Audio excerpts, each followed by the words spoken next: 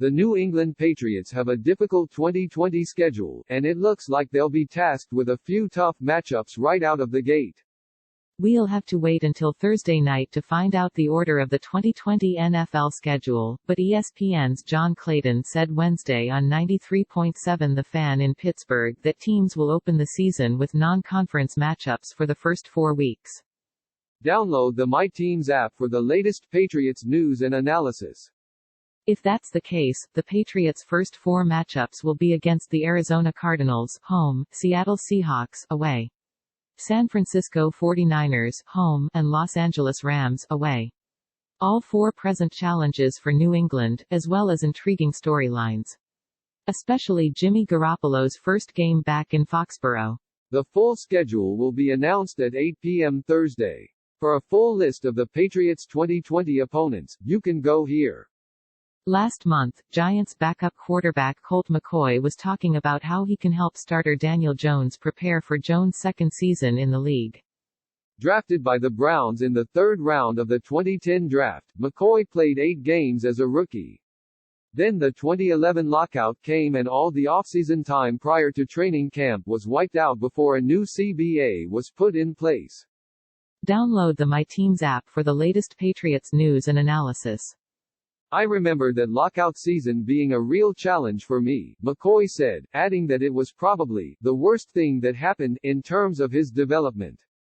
McCoy started 8 games for the Browns as a rookie and the first 13 games for the Browns in 2011 before a vicious hit by James Harrison of the Steelers ended his season. The Browns were 4-9 with McCoy. He threw 14 touchdowns and 11 picks and was replaced the next year by Brandon Weeden. You'd think the hit from Harrison would rank above having the summer of 2011 off. But for any player hoping to make the leap that players make going from know-nothing rookie to second-year player, the months from February through August are vital. It's something Bill Belichick's talked about many times. His best example of a player making a quantum leap after his rookie season is probably the guy who left town 2 months ago and now plays in Tampa Bay.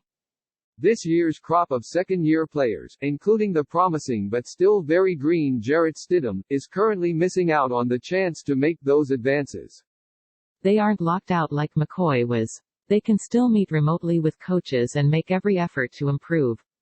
But without the chance to sit in the same meeting rooms, develop chemistry, throw together, lift together and do all the vital things necessary to lay a foundation for second-year success, it's less than ideal.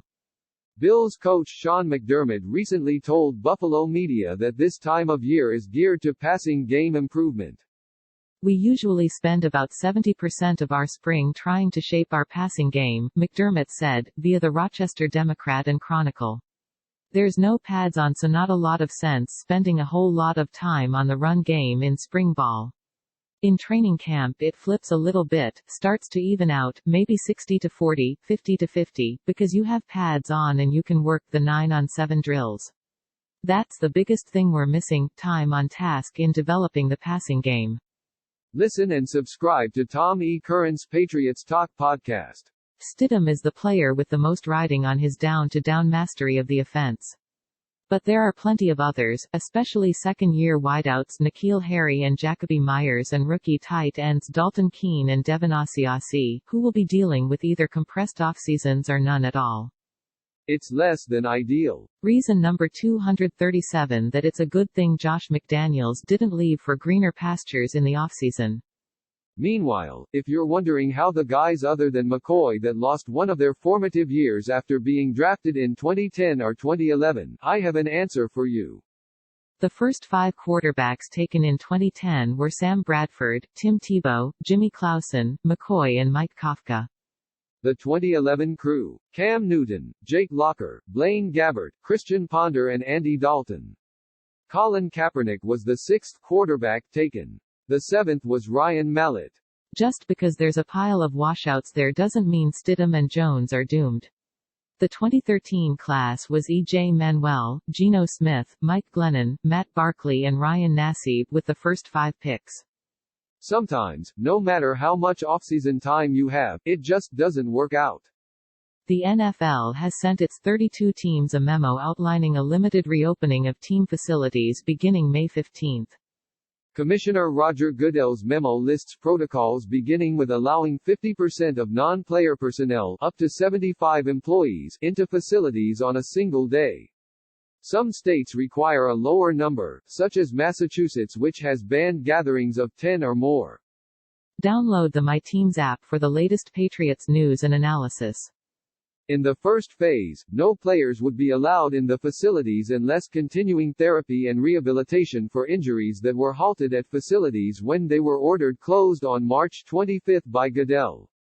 Among the other protocols are wearing a cloth face covering or medical-style mask, and daily screening of employees and visitors who must have their temperature taken and answer questions. ESPN's Adam Schefter obtained a copy of Goodell's memo. Goodell wrote that the protocols can also be adapted and supplemented to ensure compliance with any state and local public health requirements. Listen and subscribe to Tom E. Curran's Patriots Talk podcast. Goodell also noted that the league is working in consultation with the players' union on the next phase to allow more staffers and players at facilities.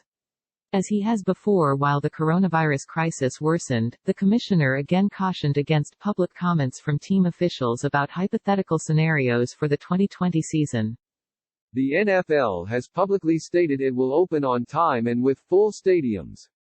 The 2020 schedule will be released Thursday night and is expected to include the flexibility to be adjusted based on the severity of the coronavirus pandemic.